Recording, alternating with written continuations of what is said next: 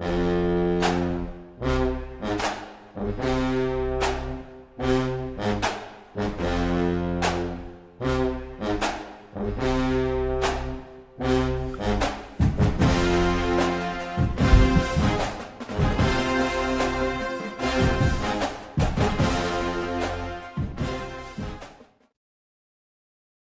everybody, welcome in on tonight's episode of Joey Brown's College Football Show. It's our first off-season episode recapping the 2025 season.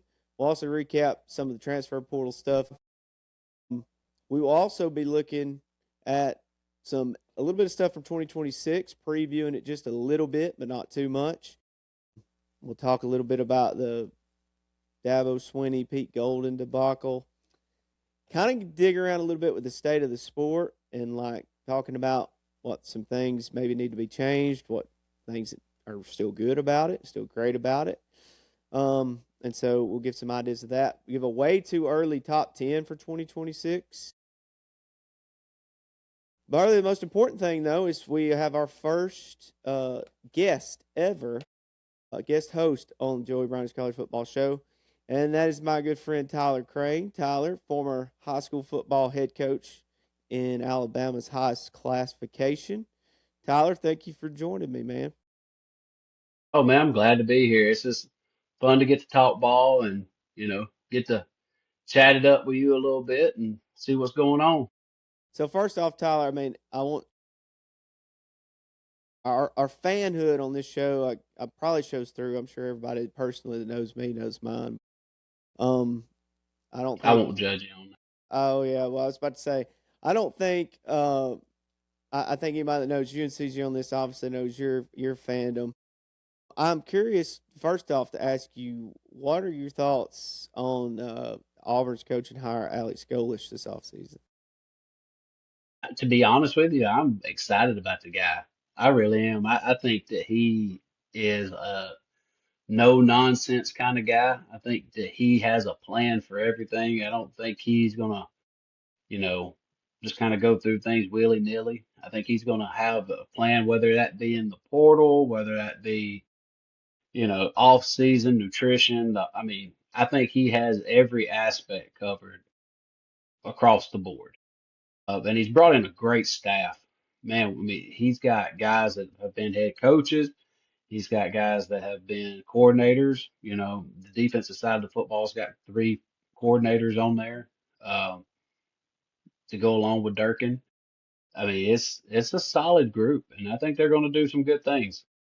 I've kind of been impressed with his rise from Iowa State, Tennessee, and then the job he did at South Florida. I don't think people realize before he got there, obviously they had won some in their history recently, but hmm they had been that's a really tough job, South Florida. I don't think people really realize that, and so how well he did there and playing in the league that they played in and the competition they played, I was pretty impressed with the job he did the short time he was at South Florida. I don't think a lot of people don't realize how many connections he's made in South Florida. And if you know anything about college football, the state of Florida is loaded with talent. Now, living in Florida now, I live in Jacksonville, but having gone to some games, I can tell maybe the state of Florida, talent for talent, is as good as it gets. I think maybe coaching, not necessarily that coaches are bad or anything. I just don't think that they have as many resources, not enough coaches on the sideline. You go to some games and there's, six coaches total for a high school football game at that level is, having come from Alabama and been around Georgia, it's hard to get everything out of them, but just pure talent wise, man, there's some studs walking around. I live here in Jacksonville, and you have Bowles, you have Mandarin, you have Reigns, there's so many good teams here, and I think, just from a talent perspective, it can rival a lot of teams in Alabama and Georgia. It's just the fundamentals of things and everybody just being so raw. Yeah. How quick do you think um, Auburn can kind of meet their fans' lofty expectations with him taking the job. Lofty expectations is that's lowballing it. W- I think Auburn fans are starved for success, just something, you know. Obviously, let's make a bowl game, but in reality, you know, having Byron Brown come in with all the guys that they had from South Florida, um, you know, all the pieces they picked up in the portal. I mean, I think they can be a good football team. I know they got a really tough schedule. I mean, 7, 8 wins. I think that would be a solid season. You know, if you get hot, you maybe win more. It just can't be less. Yeah, It can't be less. I think That's the main thing. I saw earlier today they had like the 16th best odds to win the national championship next year. I think they were like 6,000 to 1. So I mean, that's you're not going to have terrible. one of the top five quarterbacks, one of the top five quarterbacks in the country. I feel like so. If you got a trigger, man, you got a shot. So Yeah. Um. So quick little side here. Probably one of my I don't know, probably one of my top five. I don't know. I've had a lot of bad ones, but um, probably my top five worst memories of being a Georgia fan is with Tyler uh, watching the 2005 Auburn Georgia game. If you're a Georgia fan out there, the, what's his name, Devin Aramashadu, it's probably a cuss word if you were watching that game. Paul Oliver, Georgia's cornerback, was trying to cover him, and we kind of gave the game away there at the end. And I just say I was not happy.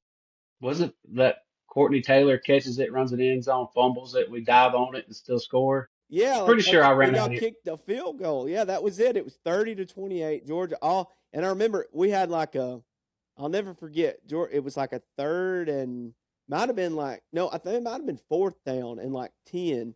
Auburn had it on like their own 40, and like Yeah, they just throw like a cross to a Ramish yep, Brandon dude, Cox. and like he's just wide. He's not wide open. Oliver's trying to cover him. He's like trailing him like a couple yards behind, and he runs it down to like the 7 yard line. And then, like you said, they're just playing for the field goal, and Auburn fumbles it into the end zone and still covers it, and then ends up kicking the field goal. Man, I was so mad. I'm pretty sure that I ran out of your house screaming. Oh, I remember. I remember. Um, vividly. And I'll never forget that made like in 2006 and 2007, like Auburn was Georgia could went 1-11, but if they beat Auburn those 2 years, like I was gonna be pleased because it wasn't just you too. Like there was a lot more Auburn people I saw on a daily basis back then that probably made those wins a little more sweet than in those 2 years after that. So I would take any kind of win against Georgia right now. yeah, it's been a little one Any kind of sided win. here lately, hasn't it?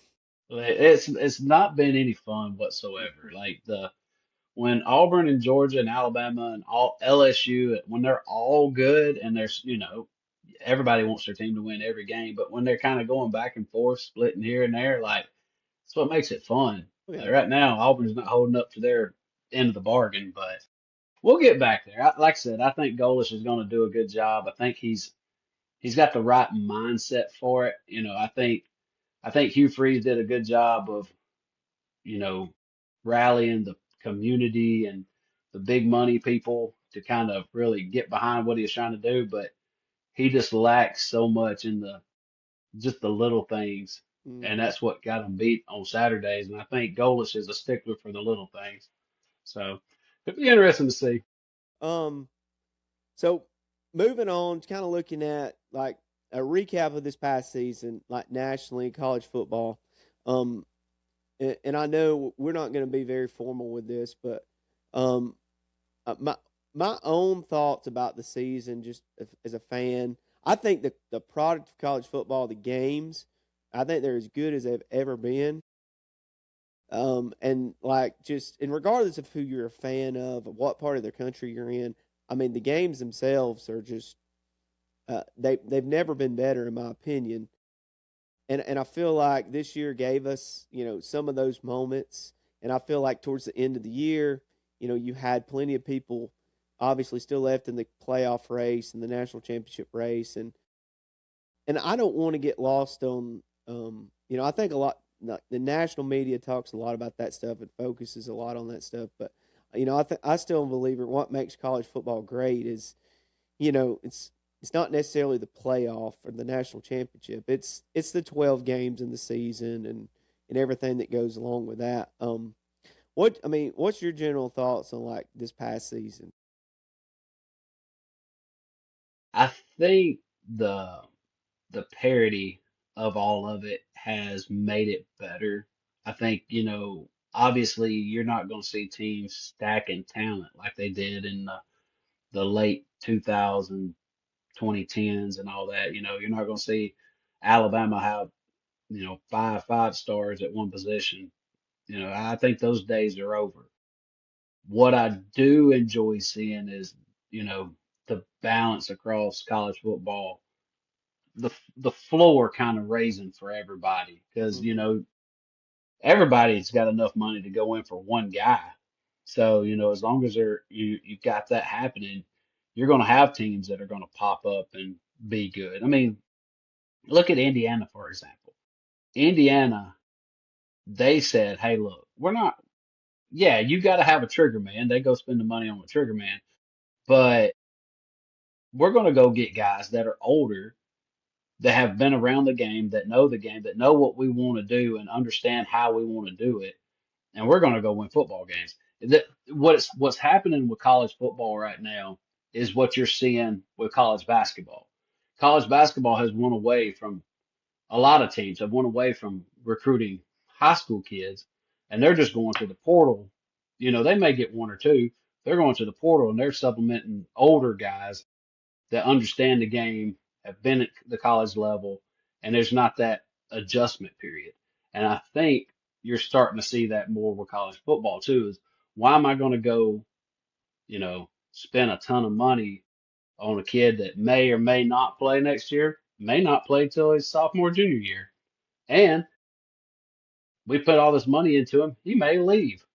He may leave after that year. So let me go put my money in these juniors and seniors that have 2 years left. I'll put my money into those spots that are going to contribute right off day one. And then we'll find some guys out of high school that we want to put in the system and kind of grow as we go. So you're just seeing a shift in how things have been done over the last 20 years. And it's not bad. It's not, it's just the way that it is now. You just can't, I also think a lot of these recruiting sites and, National Signing Day and all that, Hmm. it's hard for people to adjust their brains to think, oh, well, that's great and it's something to follow and it's fun. But the way that college football is now, that's that's in the past. That's the old way of thinking about Right. things. Now it's how many guys can I get to mesh right now to go win ball games? Yeah. Yeah. I agree with that, and I think too. There's talking about Indiana. Like, I did a thing earlier before the quarterfinals of the playoffs. Like, they were the oldest team in the playoff. Like, by age and by experience of years playing college football. And then their four youngest were uh, you had Georgia, Ohio State, Alabama, and Oregon. Those are the four youngest teams in the playoff in the 12 teams.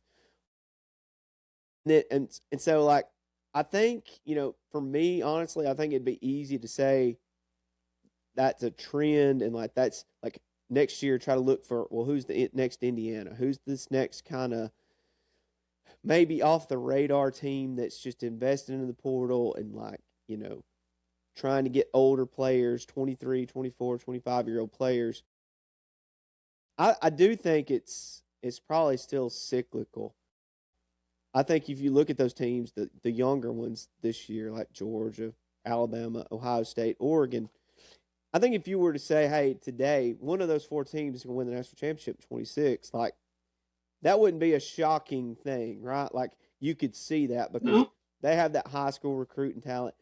And I do think there is something to now that the way things are structured, like you say, like, why go recruit a 5-star quarterback and sign him and pay him like a guy that's coming through the portal when if he gets there on your campus as 18-year-old and he doesn't start, um, he might want to leave right then, and then you've just kind of spent a year, however long, developing him for somebody else to play him, and why not just focus on like these portal guys? I do think there is some merit to that, and I think that's and I kind of think we as we get around all this and talking about it, that it's more of like the genius of what like Signetti and Indiana have done. Like, uh, I think they kind of hit the perfect storm of the high school kids that had the foundation at Indiana when they got there, the kids that followed him from JMU, and then getting the other kids like the center, the Coogan kid from Notre Dame, and Mendoza from Cal, obviously,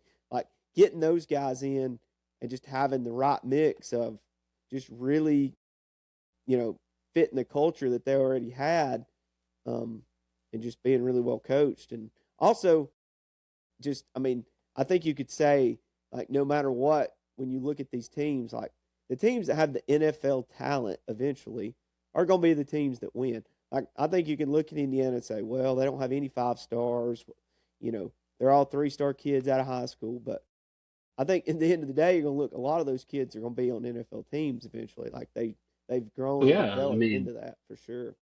Mendoza will be. Both running backs are really Yeah. good, but they're probably going to be on teams. Hmm. Uh, the Charette kid, the receiver, like he's a baller. I mean, they had guys that could play. It wasn't Yeah. it's and their offensive line, you know, their offensive line was a thing of beauty watching those guys move together. That's a lot of people, everybody talks about skill guys, but if you watch their O line, D line, you know, they were something else. Oh yeah, man. They were so physical and so well coached. Like just breaking down their film, like they didn't do anything special scheme wise, but they just like they didn't make a ton of mistakes, and like they're just like Mm. never made mistakes, and they just capitalized so big on other people's mistakes. But yeah, I Well, mean, and they were just where they're supposed to be. right, right. But yeah, just looking back at the season, you had some. I mean, obviously, like I don't think this year there were any just like games of the century or anything like that. But like, I just remember like the second weekend of the year watching like Mississippi State, Arizona State, like a throwaway game now that everybody probably doesn't even remember. But that game was just like it was on at night. I remember it. It was like ESPN2, and like it was back and forth. Mississippi State got up big. Arizona State was ranked number 12 at the time. Comes Hmm. back. Like to me, like that's what I how I measure kind of was it a good college football season? Do you have plenty of those Yeah. moments? And I feel like this year there were plenty of those moments, and like um I feel like Miami and Notre Dame in the first week of the season was a really good one. The Utah Kansas State game, and like I think that might have been like the Saturday before Thanksgiving. That was just nuts. Where you had, I mean, Kansas State ran for like 500 yards and lost at Utah, and like Utah came Yeah. back at the end. Like that was just neither one of those teams sniffed the playoff, but like it was everything to watch that game and sit there and kind of in the moment with everybody else. If social media or whoever might have been watching it at the same time, if you were following it, and like to me, that's kind of how I'd like to measure the season. Is like, and why I say the product of college football on the field, it's never been better than it is right now, and so it's easy to get hung up on like a lot of the negative stuff for sure. But I don't think it's ever been better in terms of that. No, I think there was a lot of great games. Heck, I mean, I watched as an Auburn fan, I watched them play in a bunch of really good games. Now they come Yeah, up on the short end of stuff. yeah, The Oklahoma game. Uh, Sad to say, I was at the Auburn Georgia game. That one went about not like I'd like for it to have gone. had a good start for y'all. Uh, we had a lot of good starts. We had really bad finishes all year long. But we were so close though. Yeah, Uh, but no, I agree. They were, every Saturday I feel like, and I think because of parity in the sport now, everybody having pretty good players kind of leads it to be more better games, right. you know. So I think it's a positive for me. I think it's great. Yeah. Um, One thing I found I just don't like talking about it that much. I think figuring out where guys are going is fun, but like the whole portal thing in general, like I find it's just one of those things I don't enjoy talking about, and I feel like the more casually people follow like the sport, the less they're gonna know like where's Arizona State's quarterback going this year, like Sam Levitt. Like I'm sure there's a lot of casual college football fans that they probably haven't even paid attention to any of this portal stuff. They don't even know where he's going, or the Sorsby kid from Cincinnati is going to Texas Tech, or like. And to me, I hate that's the part of the I just I mean I don't mind like seeing the news break and figuring out, well, that's where that person's going, or wondering where they're going once they enter the portal.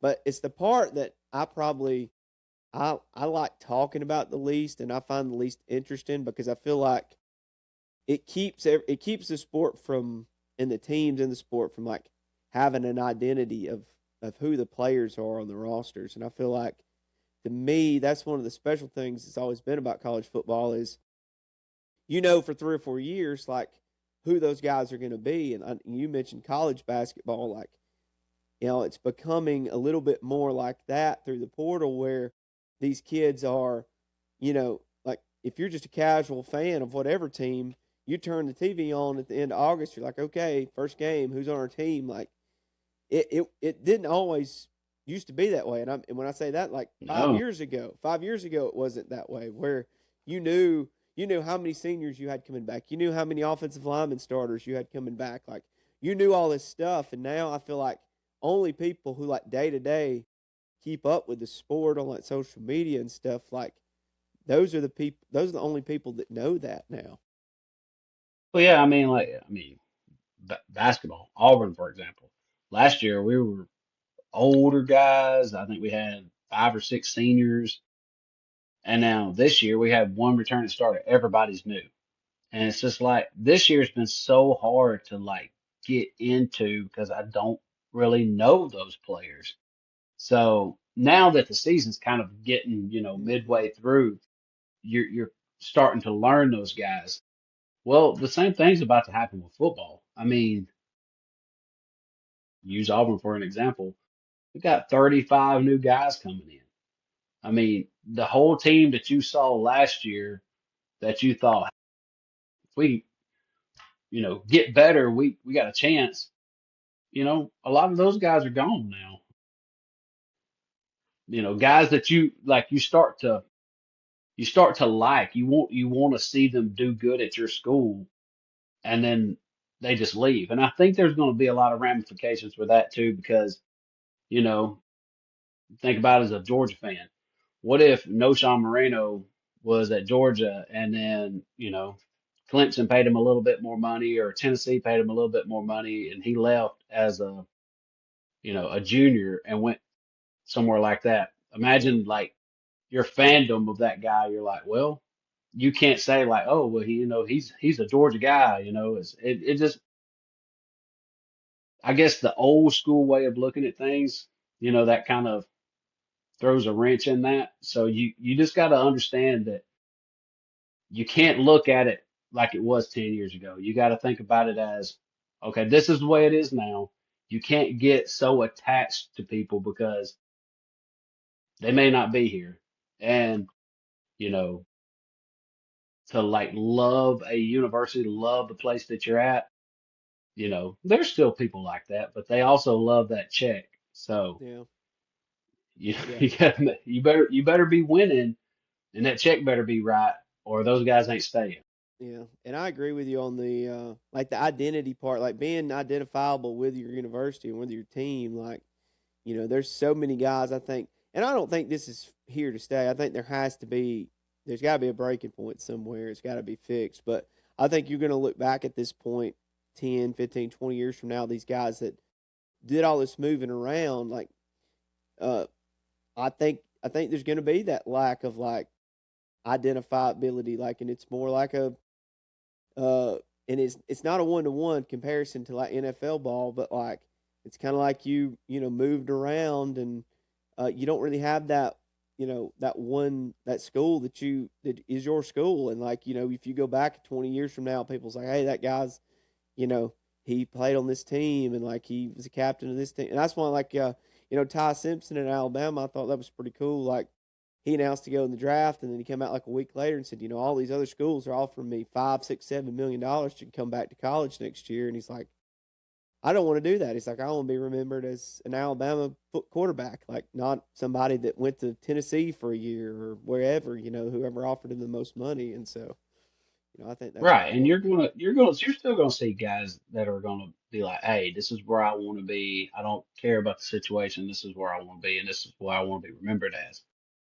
That's not always the case. I'd say that's a 10% of all of them out there. Yeah. I mean, uh, having coached like when I was at Central, Cam Coleman was a freshman at Central when I was there, and you know, when he chose Auburn, that was huge for me because I'm like, man, it's a kid I know that's going to the place I really want to see be Yeah. successful. And so, I'm a fan. Well, now he's going to Texas. Well, I still love Cam, but you're at Texas now. It's just Right. a different feel. And so, that kind of stuff's tough, but it is what it is. I mean, you you're always sad when you see somebody from your team leave, but you're always excited when you see somebody come in, which they had to leave somewhere. Your guys going somewhere. Somebody had to leave where they were to come to you. So, it's give and take. You just have to look at it that way. But I still think the product of college football is fantastic. I think, Yeah. the playoff is great. I think there needs to be some tweaks with that a little bit, but all in all, I mean, I think the best teams got into the championship game, and I think the best team won. I mean, it's Yeah. simple as that. Like, you just win the games that you got to win. Right. I agree with that. And then looking at the portal too, like I said, I don't want to spend a ton of time on it, but like according to On3, like Indiana ended up with the best portal class too. So like it's like the rich get richer in that end. Like I know Josh Hoover, the TCU quarterback, was kind of like the crown jewel of that. LSU, they have ranked second. And LSU, like you mentioned, how many players Auburn's added. LSU added 57 new players between their high school class and their transfer portal class. And I know everybody talked about Kiffin Yeah. was going to raid Ole Miss.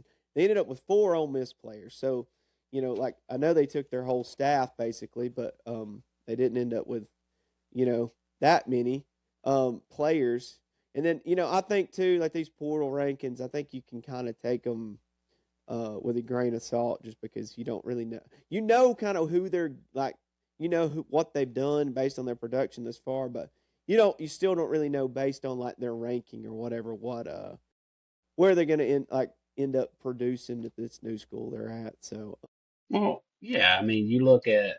I think a lot of times they go back and they use evaluations from high school, and then I think they take, oh, like this guy's pretty good. He should be one. He should be two.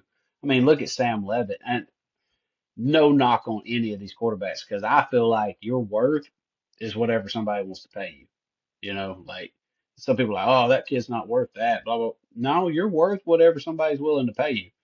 And just like the Sorsby kid going to Texas Tech, like, hey, you know what?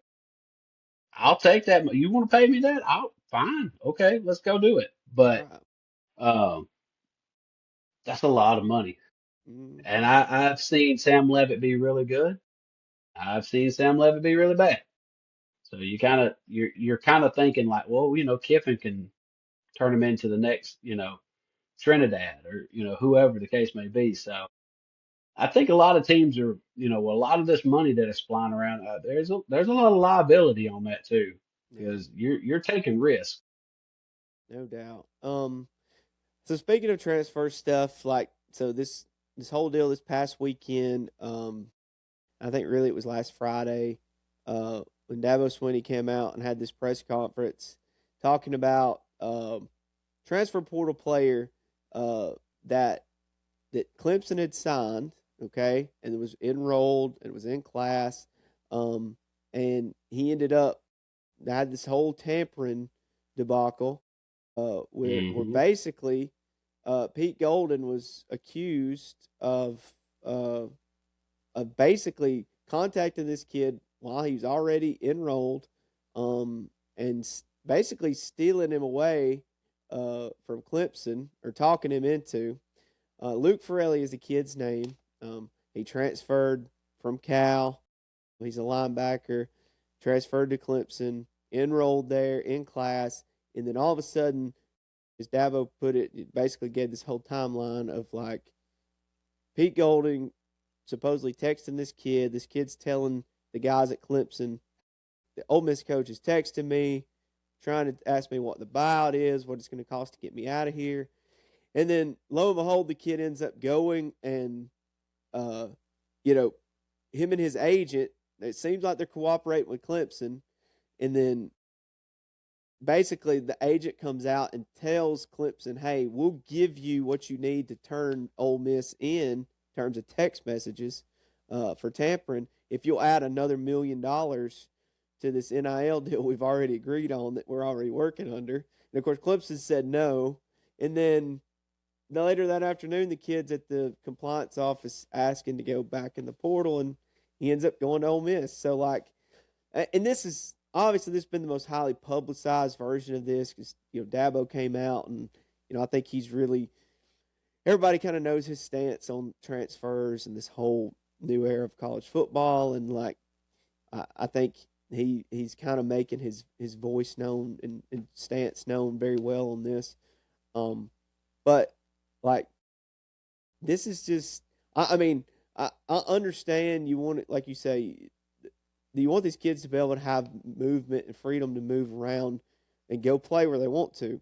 But these are the types of things that, like, I feel like when we talk about what needs to change in the sport, like something like this, it can't be allowed to just go unchecked. No, I mean, and I don't know if you've heard this today, but Fresno State's coming out on Golding saying like, "Oh, well, we know what happened at Clemson. Well, it happened here too, Right. except our guy didn't get in the portal. He stayed here." I mean, here's the deal. Until the NCAA does something, there is no tampering. You know what I'm saying? Like until there's consequences for it, then there are no rules. So you can either A, pretend they are and say, okay, well, this is what it says, this is what we're going to do. Or you can push those limits and see what happens. Right. Because honestly, I don't think the NCAA is going to do anything about it. I don't think they have enough bite anymore to do anything. Like, what are you going to do? Are you going to suspend us? You mean you're going to make us sit out? Like, what's the severity of this? Like, as of right now, there's no tampering until there's a punishment. There's no tampering. So I just I don't think that it's right by no means, but you know I think at the end of the day, what needs to happen, and I never thought I would agree with John Calipari, but after listening to him talk the other night, he made some great points. You got 5 years to play for. 5 years to play for. You can transfer one time with no penalty. If you transfer a second time, you have to sit out a year. If your coach gets fired, you can transfer, doesn't count against you.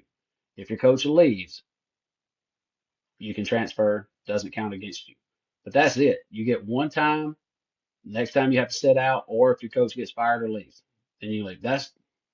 I mean, that would take away so much of this craziness. Or let's fix it to have, you know, a collective bargaining kind of deal, you know, and do multiple year contracts.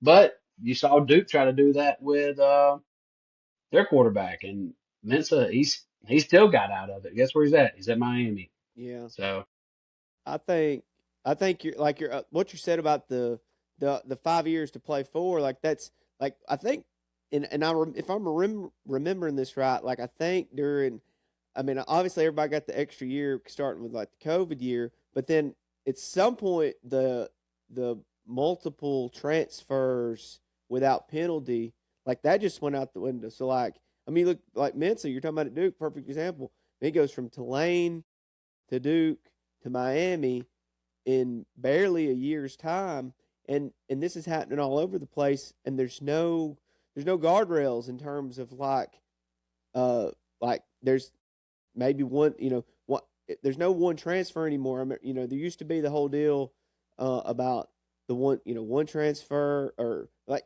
for the longest time you couldn't transfer at all without sitting out unless you went to a lower division. Um, Yeah, and then obviously these guys, they need more freedom to move around than that because, like you said, stuff happens. Coaches get fired, coaches leave, situations happen where, yeah, hey, give them the one mulligan, and then that be it. But like it just at this point in time now, like you say, with these contracts, these NIL contracts not being worth the paper they're written on, and these kids to saying, hey, Mensa supposedly when left Tulane and signed with Duke, it was a 2 year NIL thing. So Duke's thinking, hey, we got our quarterback for 2 years, and then after 1 year he's gone, and like, yeah, he had to pay a $3 million buyout, and then you get into the can of worms of who's actually paying the $3 million buyout. Like, is it the kid, or is it the school he's going to, or is it agent? Like, um, and this is just dipping our toe like barely in the water of all this. Like, um, but I agree with you. There has to be something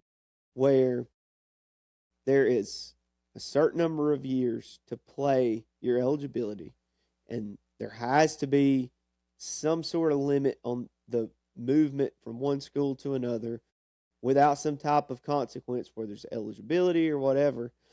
Um, because there's with this point that like everybody's the NCAA, like you said, they don't have the bite that they need because it's gotten too big really for them, and the courts get involved, and nobody. And it's like everything else today. Nobody wants to get sued or have the liability of being sued in court, and so yeah, and now you have these guys who are uh, like the guy that's played went from the G League to play for Alabama in basketball. Like he went to a Tuscaloosa circuit court judge who donates six figures to Alabama athletics every year, and that guy's like, yeah, sure, you can play.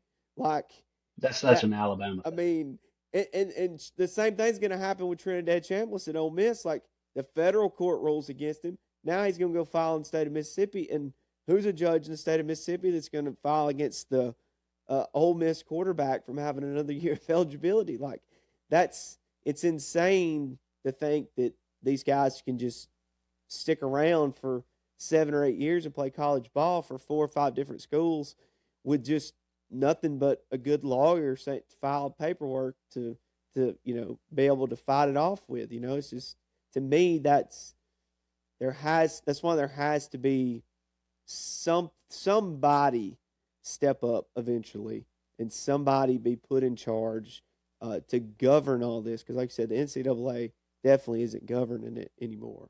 Well, just talking about like the Alabama thing, it's amazing. One, it's amazing how many coaches have come out and said, "What are we doing?"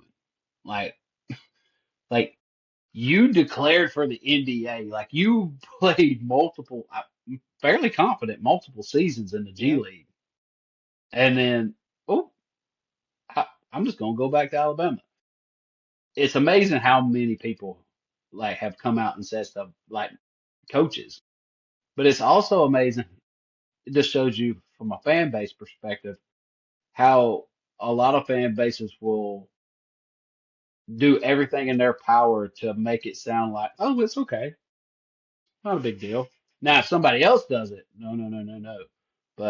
But also you have a lot of these people from overseas who have played in these European leagues professionally now are coming over here and they're freshmen when they get here. It's a lot of crossover and stuff, but at the end of the day, if you declare for the NBA draft, you're in the NBA, period. Like that's pretty cut and dry.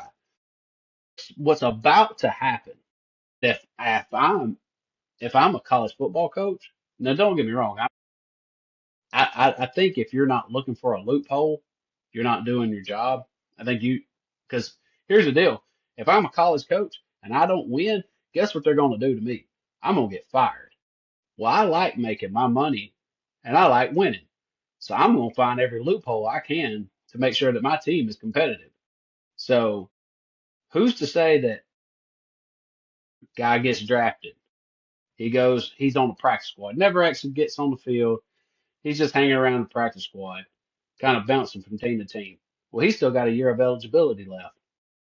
Why not go back to college and play another year? And I can probably make more money playing in college than I can if I'm on the practice squad. Or guy goes undrafted, goes to the CFL or, the AFL or whatever. What's stopping them from going back to college now? I mean, you're seeing it in basketball and going back to that Indiana model. The more older guys I can get that have been at that higher level, the better. I mean, that's not right. It shouldn't ever happen, but I like to win. I'm going to try to find every loophole I can to win. So, and I promise you, Kirby Smart, uh, Alex Golish, Heupel, all of them will do it because their job is on the line each and every year. And boosters don't care where the guys come from. They just want win, find a way to win, and that's where we're at in college football is win at all costs. Yeah. And just, looking at, I believe that in terms of like changes that need to be made kind of immediately, um, to maximize the potential of college football and put it on the best track for long term success. Like we said in the portal, I think you need 5 years to play for. You get one transfer. I think they have to do something with. There has to be some type of governing body that can enforce these contracts, whether it's NIL or whether it's revenue sharing, where they're actually employees and they hold them to a contract. Because that's the other thing. Like these guys, I mean, literally, it doesn't really matter what your NIL contract is. Every one of these coaches has, if you have 85 scholarship players, you got 85 free agents pretty much every year because you got to recruit all your kids back. And so like that can't exist. So like people can say, oh, it's like the NFL. Like, well, the NFL has contracts. Like, not Yeah, it's everybody's not a like the free agent NFL, every year. You know what I mean? And people want to say, right? well, coaches can move around. Well, yeah, coaches can move around, but it's like it's not apples to apples. Like when people say that, yeah, coaches can leave and coaches can move, and coaches break contracts all the time. Coaches lie and say they're going to stay and they leave. It happens, but that's not all. There's only 137 head coaches in FBS. There's about 7,000 players. Like they all can't just decide they want to leave every single year. So that's got to be fixed. And I think I like what they've done with the transfer portal window, moving it to one spot in January, but I think they got to fix the calendar altogether to make it fit, make it work. But what I'm interested in seeing is it's gonna happen after spring practice. You're gonna have guys that decide they want to leave, and there's no longer that spring transfer portal window. Those guys, they're going. There's some of them you're gonna see it. They're going to leave, and they're like it's like the dude. I'm blanking on his name. Uh, the cornerback from Miami this year who left Wisconsin last year. Wisconsin wouldn't put his Mm, name in the portal, so he's like, "Well, I'm a student here. I'll withdraw and I'll enroll at Miami. You cannot stop me from enrolling in another college." And and that's then what he walk did. on. He basically just went and played. That's gonna happen in the spring, I guarantee you. So they've got to do something. Um, like I said, to hold these guys to these contracts that they sign, these agreements they sign, whether it's NIL contracts, whether it's collective bargaining and they're actually employees and they have a union or whatever. Like they've got to do something with that for sure. And because right now, like you say, the money, nobody's enforcing this NIL clearinghouse thing they came up with this year where you can only spend what, $20 million or whatever on your roster, and I think it's 20. Supposedly it was 25, and then it's yeah, like, oh well, it can be 30, or and you know what, just whatever you want to spend. right, and I don't think there's any mistake that you have these big, these places that have these large donor bases, and billionaire alumni like Indiana or Oregon or whoever, like that can just at right now, like they can just literally, they can outspend, and there's nothing to really to hold these schools to these, uh, these amounts that they're supposed to be sticking to. And I think you do have a lot of people trying to stick to them, but it's not everybody, and so that's kind of it's exaggerating the very top end of what these guys are getting paid, and so I think we're right on with the portal and that being need to fix. The calendar, I think, is probably to me is the most immediate thing that needs to be fixed in college football. Like the portal and NIL craziness, everybody knows that has to be. I think if you polled everybody, it wouldn't matter who. You could 350 million Americans, anybody that knew anything about college football, and they knew what was going on, and kind of like I think you would get overwhelming support, 90% maybe, that things need to change on that end. But the calendar, like I feel like you don't need to be playing football into the second semester, in the spring semester. I think you can wholly get by with move the season up 1 week in August. So instead of starting Labor Day weekend, you start the last weekend in August. You play. You have one. Everybody has one bye week. You finish the weekend before Thanksgiving. Do whatever you're going to do with the conference championship games. Okay, like take them out because they don't really matter except for TV product anymore. Anyway, take them out. Add play-in games. Whatever you want to do, and start the playoff Thanksgiving weekend or the first weekend in December. You can play the quarterfinal games the first Saturday in December.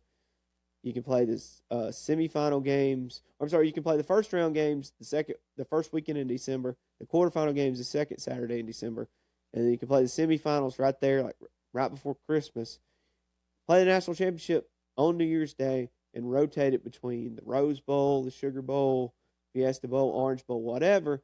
And then the portal opens January 2nd and the season's over and you're done with all this. You're playing all your games on Saturday, which are identifiable with college football. They should be played on Saturday. And New Year's Day is owned by college football. Everybody knows that. It's identifiable as like Super Bowl Sunday in the United States. Like everybody knows that. And then you would have because I just feel like the other week, getting there ready to watch that game on Monday night, like between Indiana and Miami, it's like it was an afterthought. Everybody's talking about how awesome the NFL playoff games were the day before and how long it's like nobody's focused on the game because it's drawn out way too long and it doesn't have its own identifiable place. Fix the calendar, and I think you'll fix a lot of these problems. Yeah, I mean, the calendar is going to be tough, and I do believe one, you need to just do away with conference championship games because now it one it's one more game that these players, now granted they're getting paid, but it's one more game that they're having just to get beat up. There's no reward to When it playing in it, really.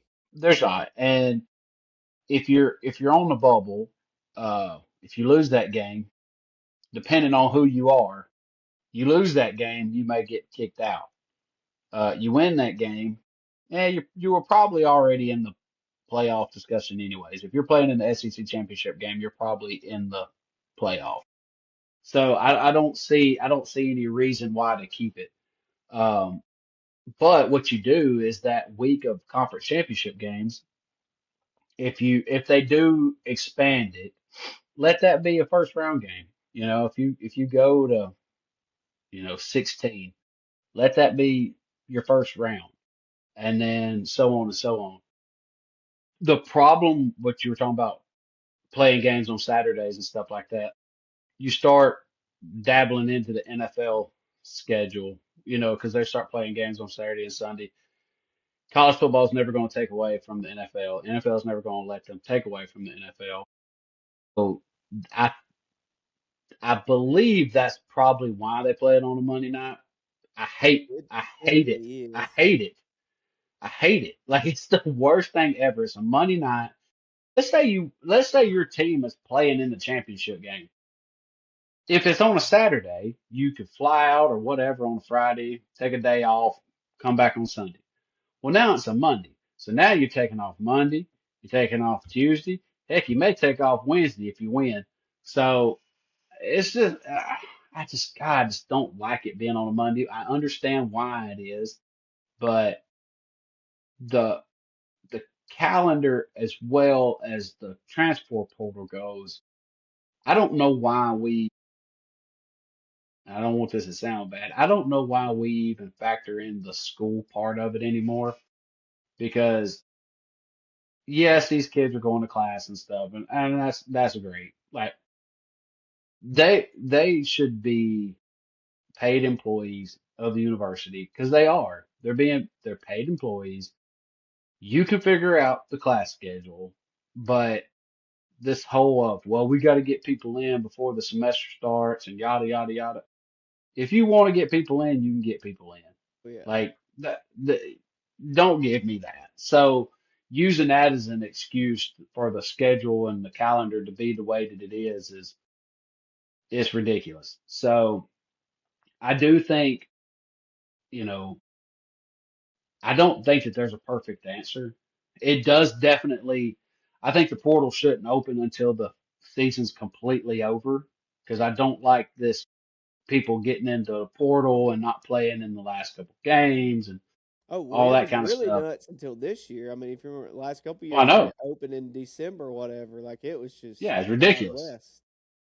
But if there was a way to do it, if you could do it after the season, have that everybody gets that 2 week window. I think it was 2 weeks. Everybody gets that 2 week window.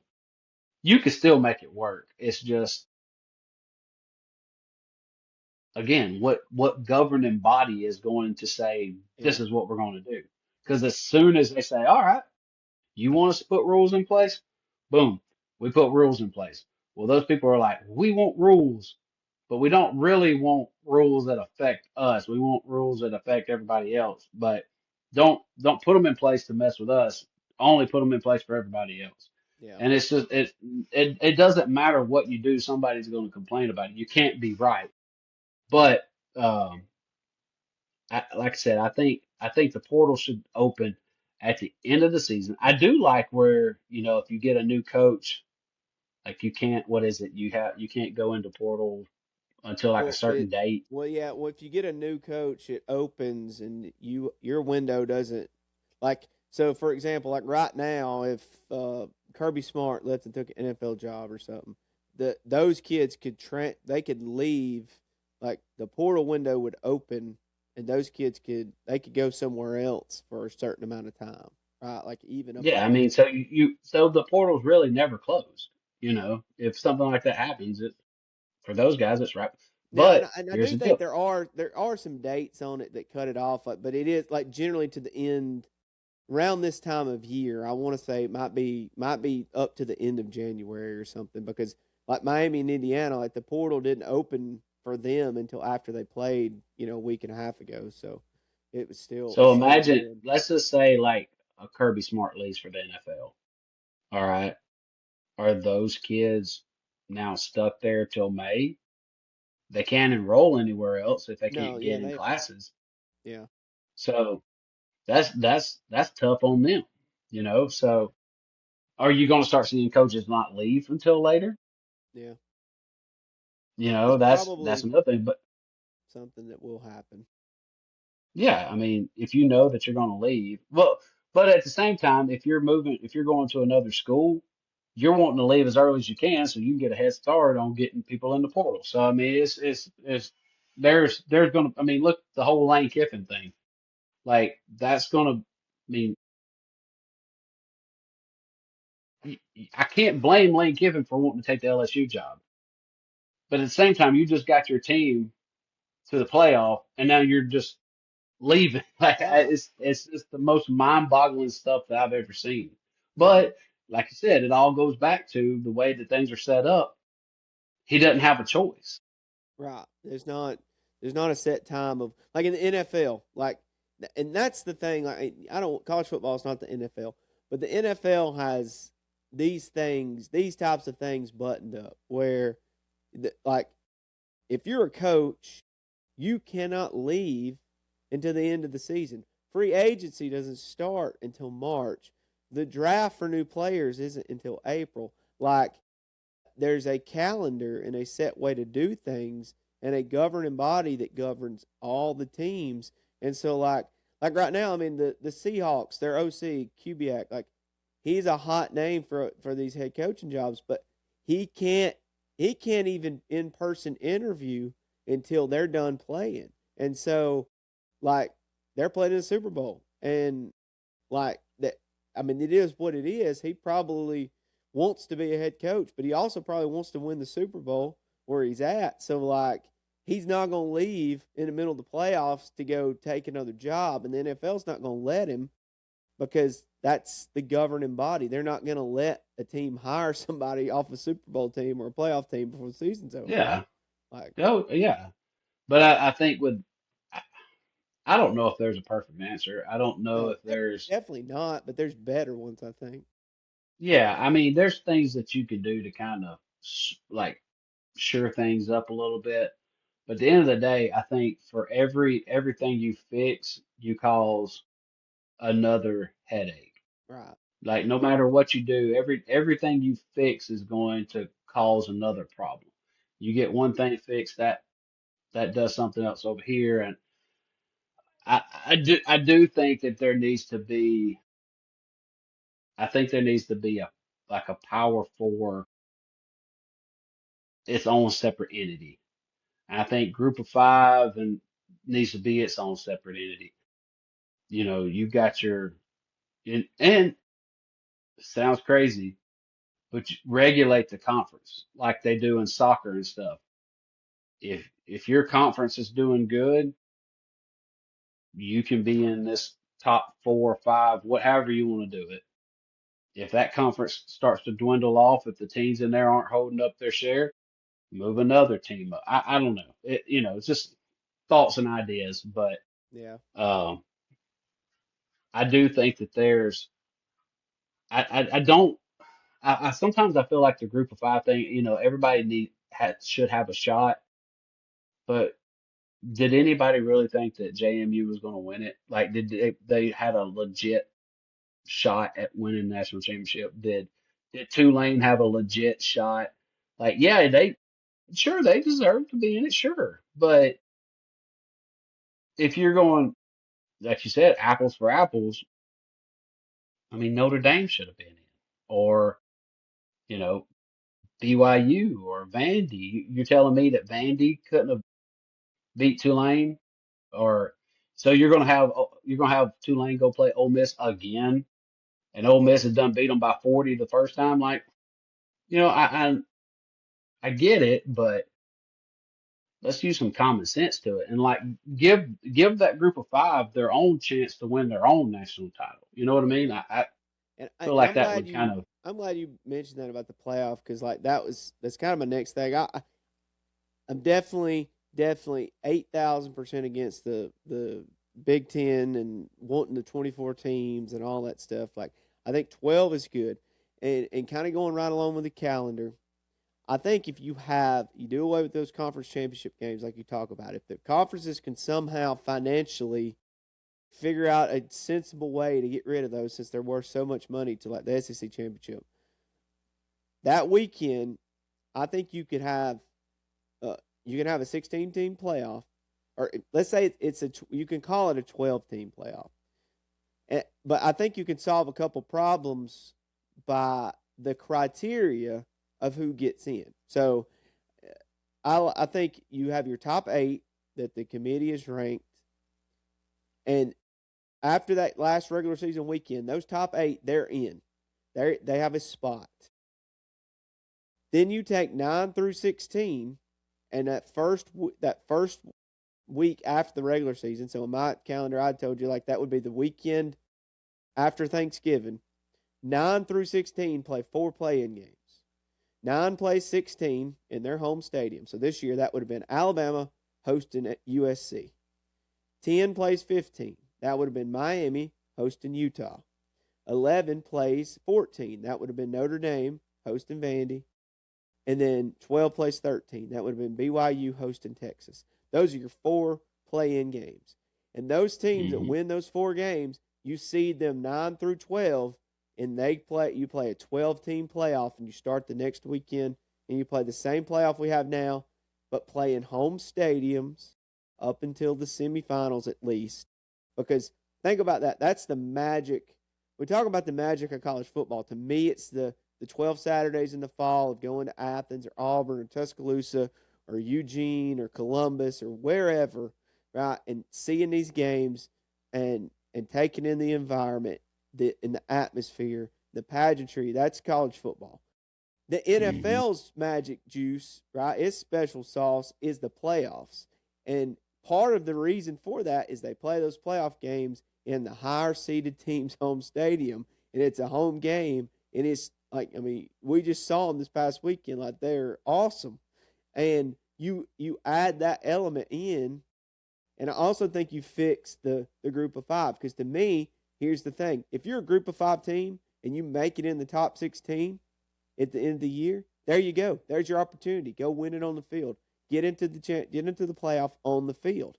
And if you are that Notre Dame this year or that Vandy who thought they had a gripe, there you go. Go play the game and win your way in. Then you have a proven criteria to get in.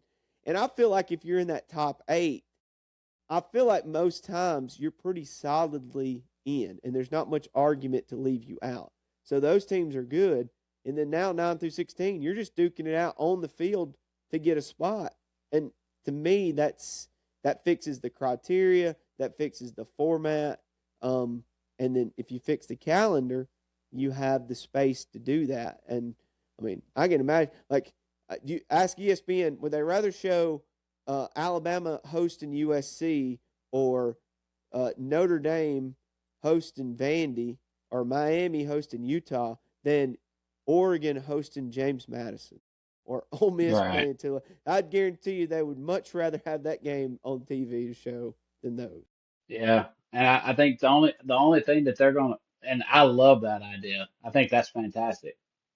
I think the only thing that you're gonna get pushed back is the bowl games, the bigger bowl games. Oh, yeah.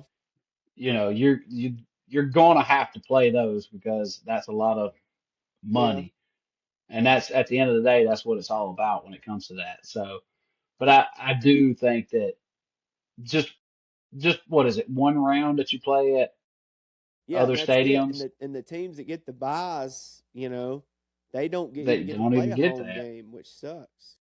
No, and then they're sitting there for 2 weeks or however many weeks before they play a game. So Right. yeah, I think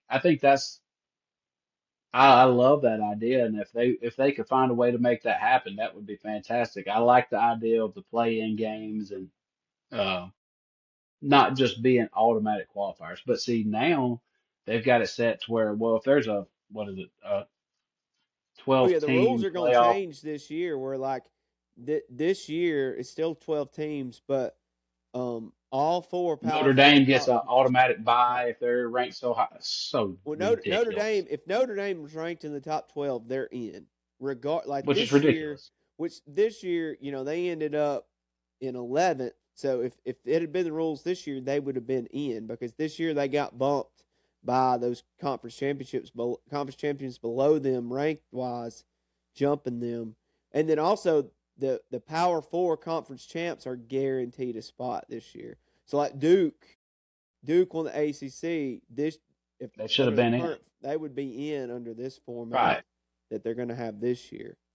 Um, And if people want to complain about their record, okay, well, they won the games that they were supposed to win. They got in there and they won.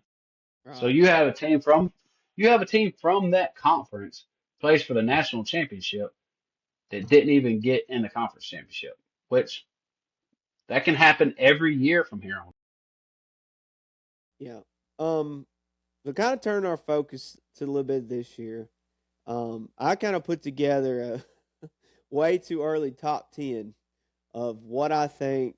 Uh, and it's not necessarily based on schedule or anything like that. If I think they're going to win the national championship or what the record, just solely on how good I think they'll be, like ranked 1 through Right. 10. Um, and so I got Indiana number 1. Okay, I think they had the best portal class. They've got Josh Hoover, the quarterback from TCU, coming. I think they're going to have, they're going to lose a lot of guys, but I do believe in the portal they've gone out and they've kind of done what they needed to do. And their coaching staff, they've retained pretty much everybody. And that coaching staff's been together for a long time, going back to even before James Madison. And I think they'll be good. I think Ohio State's, I got them at number 2. Okay, I think Julian Sayin coming back, Jeremiah Smith, Bo Jackson, the running back. They got a lot of people back. And I just think Ohio State's at a talent level where they were probably a little bit of a year ahead this year in terms of, being number 1 for a long time and being undefeated.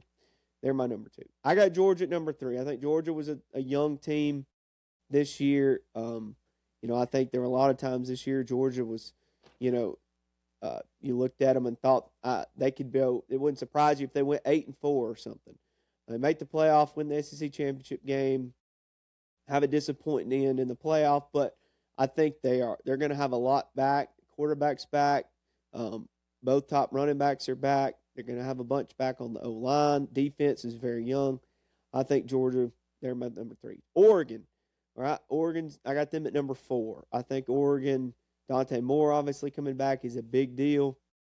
And I think they're just one of those teams. They were very young this year. Like I mentioned earlier, they were one of the youngest teams that made the playoff. And I think Dan Lanning's just like one of those teams, or Oregon is one of those programs since he's been there that just they're there every year. They're gonna be there as long as it's a 12-team playoff. They're gonna be there. They're gonna be in the mix. Texas number 5. All right, so I probably have them lower than a lot of people do. Obviously Arch coming back, Cam Coleman you talked about, Hollywood Smothers, the NC State running back that came through the portal. They're gonna have a lot. And I think this is the roster. And some people said this year when they were preseason number 1 that they've been building to there. But that they definitely have the firepower to be, one of those top-notch teams. Is this the year that, Sark can get them to that national championship game, or is this going to be a team that gets them in a little bit of hot water if they don't, if they underachieve? I have Miami at Right. number 6. I think Mensa, getting him and replacing Beck is big. I think you look at their skill guys like Fletcher and Tony coming back. I do think they have, they got to replace, I think, probably 3 NFL guys on the offensive line. Obviously, those 2 defensive ends and Bain and Mesidor going to be tough to replace. But I do believe that Cristobal has kind of got a formula there of building some to the portal, but also recruiting classes as well. And I expect Miami to be one of the teams going forward. Notre Dame, I have at number 7. CJ Carr's coming back. I do think they had a pretty good portal class. You look at some of the additions they had, and I also believe that, it's probably narrative to say it, but them getting snubbed in the playoff, I think Notre Dame's probably going to be one of those teams that a lot of people look at and say they're going to have some extra motivation next year. And like we just said, they're guaranteed a spot in that playoff as long as they end up in the final 12. So, Ole Miss, I got at number 8. Okay, Ole Miss is probably a little bit higher. I do think that Shamlis is going to end up getting eligible again for next year. They're bringing in the coordinator. They're bringing in John David Bell. I want to say is his name. He was with them before. He was the He's at East co-OC Carolina. and tight ends coach at Ole Miss and left to go be the OC at East Carolina. Now he's coming back. So he kind of fits that Charlie Weiss, Lane Kiffin offense they've been running. And so I think, that they shouldn't miss too much of a beat there. And we know they're pretty good at building through the portal. They've done that the last couple of years. I think Ole Miss is a team that, they're one play away from playing for the national championship this year. And I think they'll be pretty good this coming year. Texas A&M, I have at 9. You look at On Three's rankings. They had the fourth best portal class, and we know they recruit. We know they have that NIL base with their money. I think Elko's a really good coach, and I think schematically he does a lot of the stuff that like it's probably a bad example, but like watching the Seahawks and what Mike McDonald they do on defense. Like I think Elko does a lot of that same stuff where he's really savvy at disguising and confusing these college quarterbacks, and I think they're built to be a power in college football for a long time. Now whether they get over the top, who knows? But and then Texas Tech's my number 10. I think obviously they got Sorsby in the portal. I think they'll be better at quarterback. I thought quarterback was a weak spot for them this year. And I think they kind of have a proof of concept with their NIL of going out and paying these big names, and they had the number 3 portal class this year. They went out and got 21 guys in the portal, and I think Joey McGuire's done a good job there of recruiting, high school kids out of Texas, and I think Texas Tech is, can they do more than just win the Big 12 this year? I think they have a shot at being pretty good. So that's my top 10 for what it's worth. That's a solid 10. Yeah, I mean, probably won't go in depth, but I would say, Indiana, until somebody shows that they can beat them, they're one. Um, I just don't know about Ohio State, man. I mean, yeah, but they're losing a lot, and it's to me, it's really hard to rank these teams right now because because of the portal, and I mean, you can go off portal rankings and do that kind of stuff, but. Um, Man, it's so hard to guesstimate on that. But Oh, yeah, yeah, it like I is. said, I think Indiana won. Um, I'm gonna say Miami too. I think Miami's just gonna reload, man. They're gonna be solid. Um, and I like Texas Tech. I think Texas Tech may be 3. Um, like you said, they've got a lot of good pieces coming, and I mean Malcolm Simmons, one of Auburn's former receivers, he's out there. I mean they're going to have weapons. Um, I'll say Texas 4, but I also say this: if Sark doesn't do something with what he has there this year, he may not be there next year. Yeah. I think they have went all in on this season to say, all right, we gave you your running backs that you said you needed. We got you probably the biggest freak of a receiver that you can get other than Jeremiah Smith. Like you got him, you got Arch. Like you better do something with him. So I would put Texas at 4. Um, this is where it kind of gets a little funky. I would go Oregon at 5. Them bringing their quarterback back is a big deal. Uh, Probably bigger than a lot of people. But the thing with Oregon is, can they win that big game? Can they win? Because they haven't shown that they can win that game up to this point. Yeah. Uh, And like I said, that was my kind of my point with them. I feel like they, at least in Atlanta, they have been there. And I think that's, to me, in this day and age, that's kind of that's more than half the battle is just oh getting yeah, there because I absolutely. think the playoffs are they kind of end up not being a crapshoot, but I do think it's more like these NFL playoff games where it's just one possession can swing it. Oh, 100%. 6, I'm going to go the Georgia Bulldogs. I mean, Kirby's going to have those guys. I mean, they're going to be good. Uh, I know they lost some pieces and stuff. I think the question is, are they going to get some skill guys? Are they going to get some receivers that can make it happen? They're going to help them out. I mean, they had a couple good ones this year, but yeah, like they need some guys that can make some plays when they need to make some plays. Um, After that, be honest, man, I think LSU's probably going to be pretty good under Lane Kiffin. I really do. I think Lane Kiffin's going to have LSU.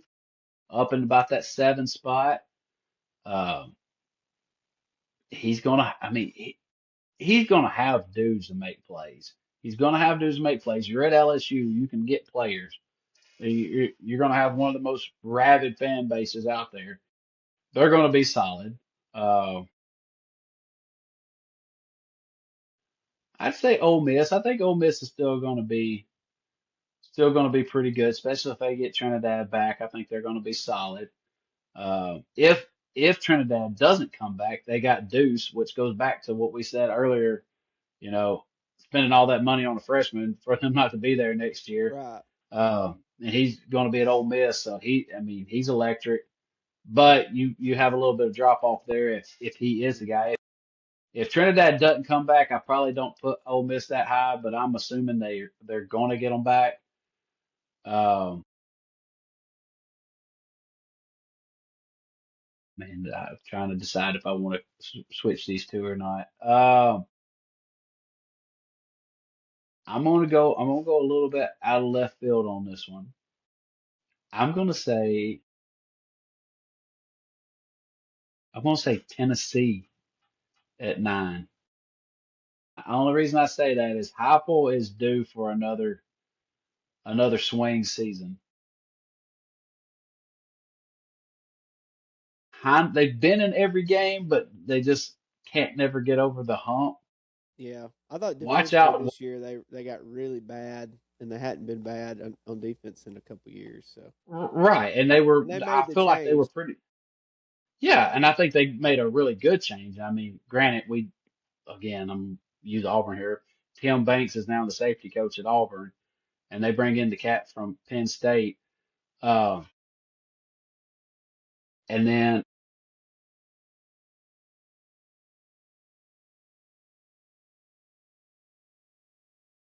you watch and see. You watch and see. I'm going to put Virginia Tech at 10, and I tell you why. James Franklin has probably made the biggest impact on a program not named Alabama, Georgia, or somebody like that since he's walked on campus. That dude he basically took the entire Penn State recruiting class, took them to Virginia Tech. They've went and got really good players in the portal. And here's the deal. You're in the ACC. You just got to win your games. Like, it's probably the easiest opportunity he's had. And that because he got the job so early in the process, people completely forgotten about Virginia Tech. Yeah, I think there's something to that. Yeah.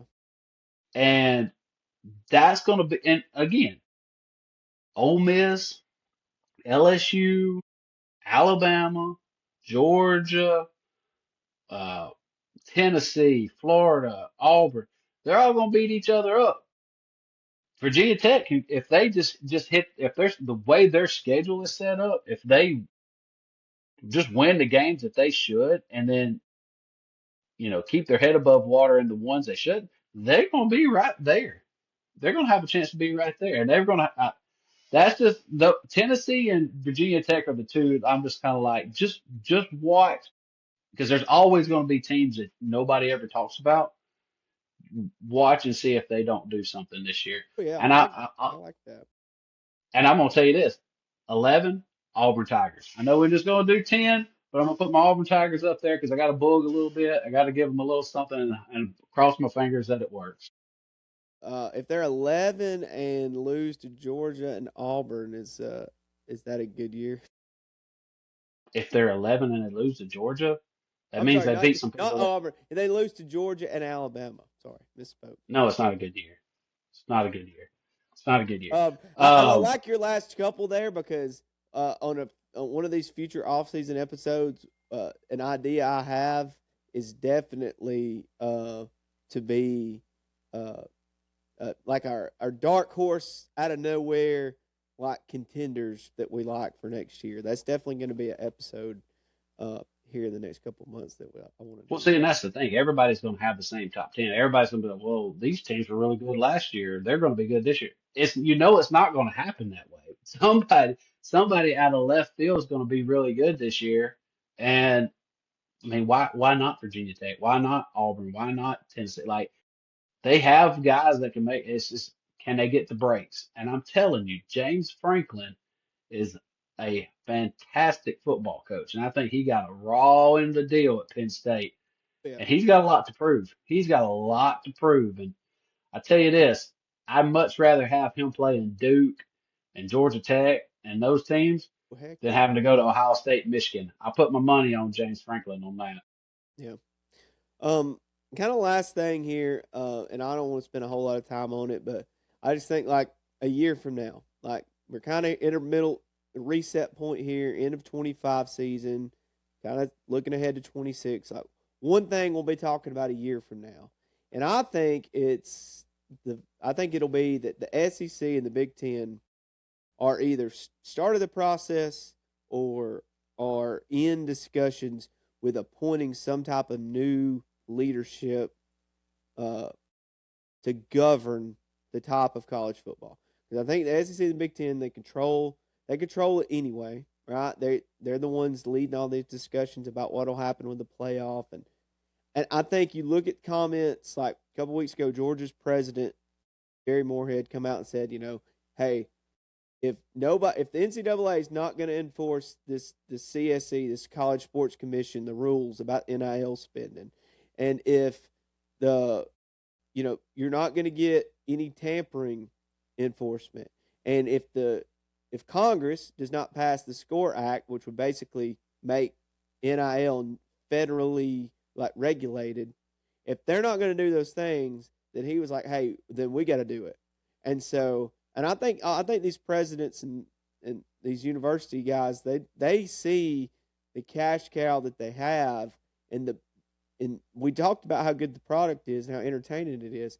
And I think one thing you're going to see is those guys are going to put their heads together eventually and be like, hey, we've got to appoint somebody to govern this, whether it's a person, whether it's a committee or a commission, and they'll get the other conferences in if those two just agree to do it, because they basically control the money because they have the biggest TV deals. And um I think the Big 12 and the ACC will go along, and I think that will be the first step a year from now, whether it's already happened or whether it's in serious discussions, that those two conferences are going to eventually decide, hey, we got to have somebody to govern this and take over it, to give us some leadership, because right now it's the Wild West. And I think that's one thing a year from now we'll be talking I think one of the reasons why these presidents are doing this is because you're getting all these money from these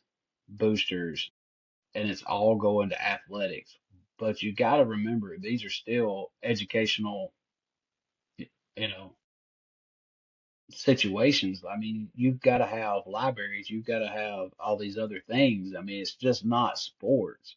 So all this money, I mean, and then you're taking the Olympic sports and the women's sports, and we can sit here and say we want to keep everything fair and whatnot, but without football, most of these athletic budgets would be in the negative easily.